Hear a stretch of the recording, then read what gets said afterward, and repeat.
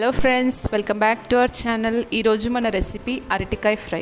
మనం రొటీన్గా చేసుకునే ఆలూ ఫ్రై కాకుండా ఒకసారి అరటికాయతో ఇలా ట్రై చేయండి. సూపర్ టేస్టీగా ఉంటుంది. ఇది సాంబార్, పప్పు, రసం, ప్లెయిన్ రైస్ దేంట్లోకైనా సూపర్గా ఉంటుంది. దీనికోసం అరటికాయని చిన్న చిన్న స్లైసెస్ లాగా కట్ చేసుకొని కలర్ చేంజ్ అవ్వకుండా ఉండడం కోసం సాల్ట్ వాటర్లో వేసుకోవాలి.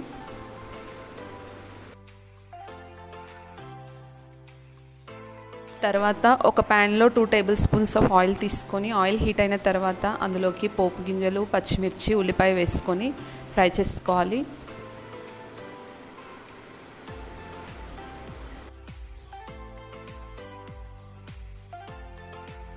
ఆనియన్స్ ఫ్రై అయిన తర్వాత ఇందులోకి టేబుల్ స్పూన్ ఆఫ్ పసుపు వేసుకోవాలి. తర్వాత మనం ముందుగా కట్ చేసుకొని పెట్టుకున్న రా బనానా స్లైసెస్ని వేసుకోవాలి.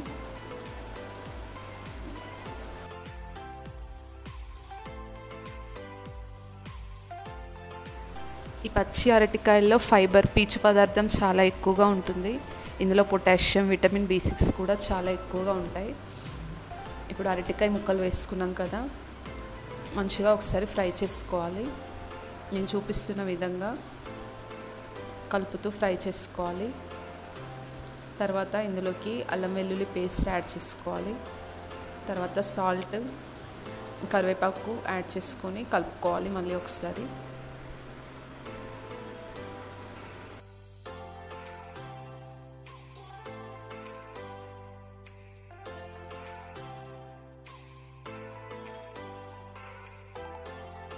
ఇప్పుడు మూత పెట్టుకొని ఒక 5 మినిట్స్ మగ్గించుకోవాలి.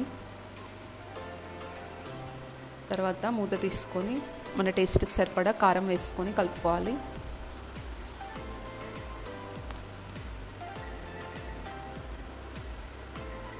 తర్వాత ఇందులోకి ధనియాల పొడి,